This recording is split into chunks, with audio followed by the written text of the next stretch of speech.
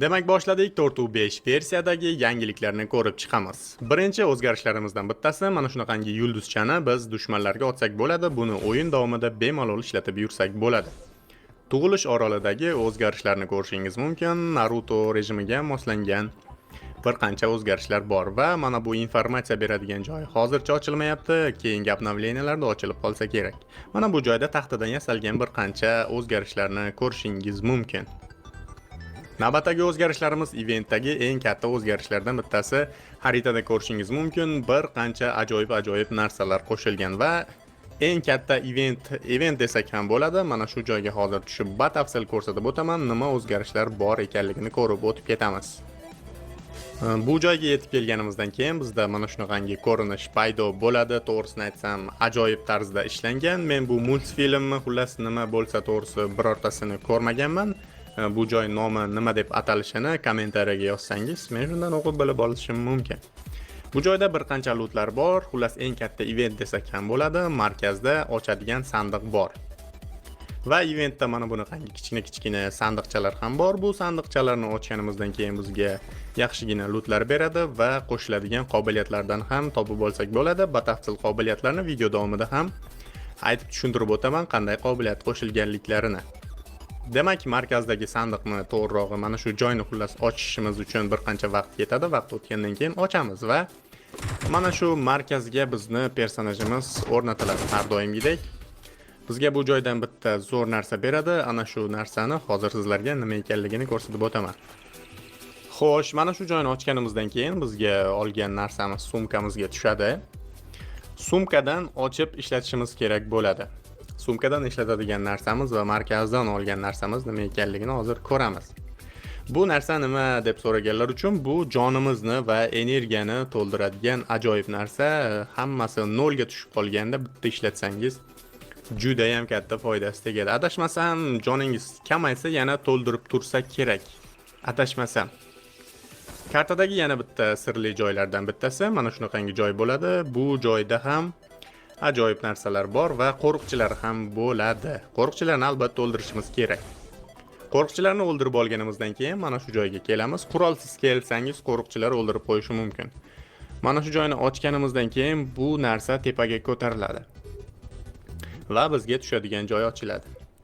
Biz bu sirli joydan yaxshigina loot topsak bo'ladi. Sandiqlar bor. Sandiqdan qobiliyatlarni ham topsak bo'ladi. Har xil turdagi qobiliyatlar bor. Hali aytganimdek, videoning oxirida barcha qobiliyatlarni tushuntirib o'taman. Xo'sh, sandiqlar ko'p. Bu joyga sheriklaringiz bilan kelsangiz, yaxshigina loot bilan 4 ta sherik, ya'ni 3 sherigingiz bilan bemalol yetadigan darajada lootlarni olib chiqib ketishingiz mumkin. Event markazidan oladigan narsani mana shu joydan ham topsak bo'ladi. Xullas, barcha sandiqlarni ochib chiqqanimizdan keyin yana markazrog'ida mana shu ajoyib bitta deylik asosiy sandiq bor. Asosiy sandiqni ochsangiz ham bo'ladi. O'yinchilarni qiziqtirish uchun mana shunaqangi sirli joylarni qo'shib borishgan. Ajoyib, ya'ni o'yinni o'ynashga undaydigan grafikali sirli joylarni ko'paytirishgan adashmasam. Obnovleniya yoqyapti. Katta UC paketlarni arzonga mana shu joydan chiqarib olsak bo'ladi. Saytda ro'yxatdan o'tganimizdan keyin plus knopkasini bosgan holatda o'zimizga kerakli to'lov turlarini tanlab va kerakli summani yozamiz. E'tibor beramiz, katta summani yozib yubormaymiz va pastga promo kod degan joyga Ali Gaming promo kodi bilan hisob to'ldirsangiz sizga 20% chegirma taqdim qilinadi. Hisob to'ldirganimizdan keyin mana shu joyda keyslar bor. Keyslarni aylantirib qancha ko'p omadimiz kelsa, shuncha ko'p UC hisobimizga yig'ilib boriladi. Bu UClarni keyinchalik chiqarib olsak bo'ladi. Hisobimizdagi UClarni promo kodga aylantirish uchun mana shu joyda shaxsiy kabinetga o'tib chiqarib olish degan knopkasini bosib hisobimizdagi barcha UClarni yozamiz va bizga ana shu UCimizga yarasha promo kodlar taqdim qilinadi. Bu promo kodlarni esa Midas Bay'dan bemalol akkauntimizga, PUBG Mobile akkauntimizga tushirib olsak bo'ladi. Kartada bir qancha zonalarda o'zgarishlar bor. Shulardan bittasi Miltada ham o'zgarishlar kiritilgan. O'zi asosan deyarli hozir obnovleniyalarda Miltaga o'zgarish kiritilyapti. Oldinlari Miltada umuman biror bir narsa bo'lmasdi. Xullas, binolar, to'g'rirog'i uylar ko'rinishi ana shu multfilm, xullas Naruto obnovleniyasiga moslanib qandaydir o'zgartirishlar kiritilgan. Bu joyda biror nimani topish yoki ochish, xullas shunga o'xshash narsa yo'q, shunchaki ko'rinish, dekoratsiyalar o'zgartirilgan. Bunday o'zgarishlar kartani bir qancha yo'llarda ham xullas uchrab qoladi. Mana shunaqangi uychalarning eshiklarini ochilishi juda ham yoqdi. Koreyami, Xitoymi, xullas qaysidir davlatlarda, Yaponiyamidi? Mana shunaqangi tarzda eshiklar ochiladi. E'tibor bering, dahshat. Odatiy eshik ochilishi emas, umuman yon tarafga suriladigan eshiklar qo'shilgan, gap bo'lishi mumkin emas. Pachinkida ham bir qancha o'zgarishlar bor. Bu joyga ham o'zgartirish kiritilgan. Bu joyni ham tashlab o'tib ketishmagan. Balkim bu joyga tushsangiz ham qayta tirilsa bo'lishi mumkin. To'g'risi bu narsani aniq ko'rmadim men hozir o'ynab mana shu beta versiyani. Lekin uylarga va bir qancha joylarga pachinkida o'zgartirish kiritilgan. Maqsad o'yinchilarni mana shu joyga tushib bir-biri bilan dirs qilish maqsadi ko'zlangan. Gospitalda ham ajoyib o'zgarishlar bor. Hali aytganimdek, bir ikkita obnovleniyadan beri gospitalga mana shunaqangi tarzda o'zgartirishlar kiritilyapti. Bu joyda ham qo'riqchilar bor. Ana shu qo'riqchilardan ehtiyot bo'lishingizni so'rardim. Agar orujangiz bo'lmasa, o'ldirib qo'yishi mumkin. Xo'sh, gospital tomida mana shu o'zgarishlar kiritilgan.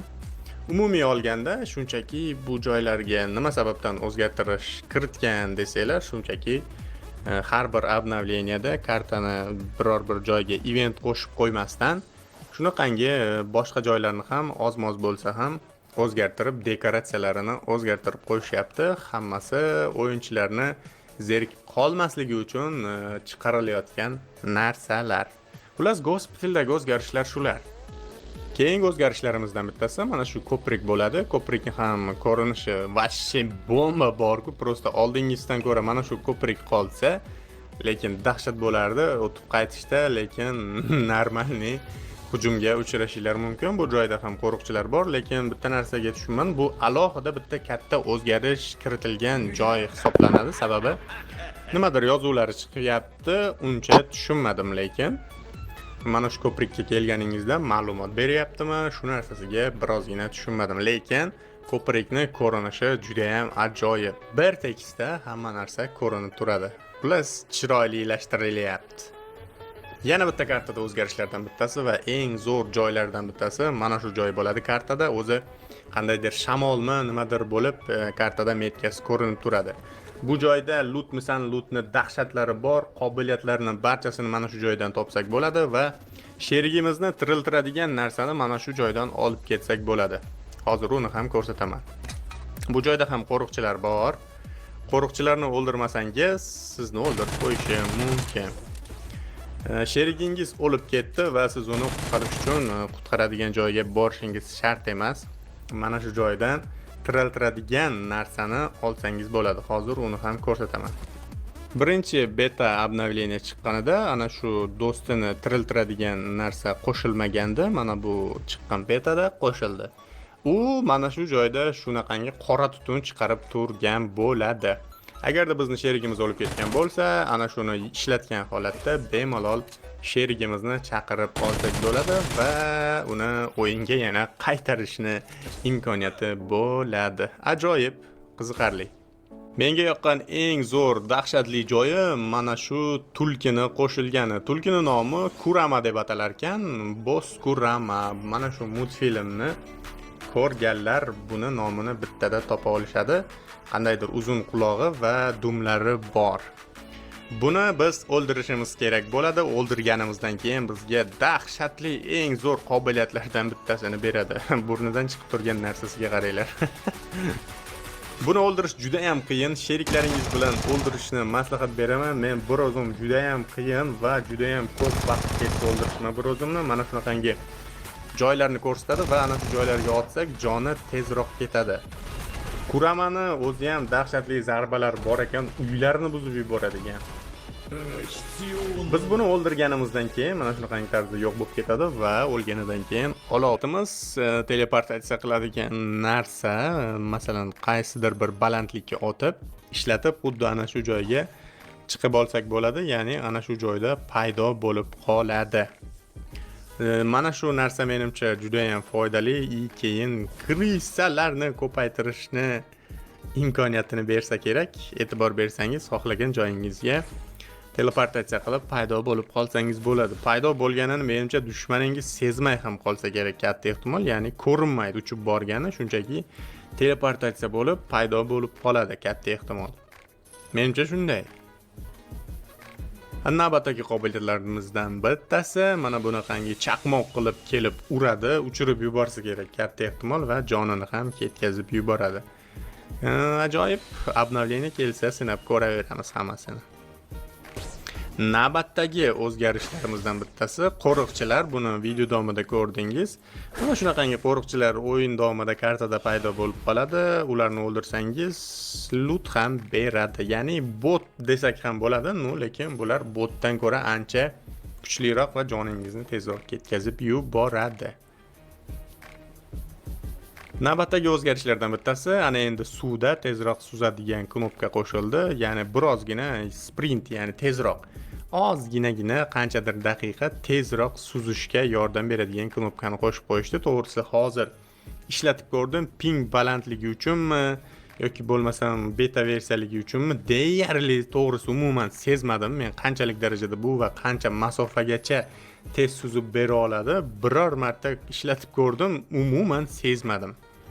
Yana buni qanchadir vaqti bor ekan, 3 sekundmi, 10 sekundmi? Xullas suv tagiga sho'ng'ib birozgina tezroq suzib berar ekan, bori shu, balkim rasmiy obnovleniyada o'zgarib qolar. Navbatdagi yangiliklarimizdan bittasi Royal Passga yangi soch turmagi qo'shiladi. Hozir nimagadir ochilmayapti.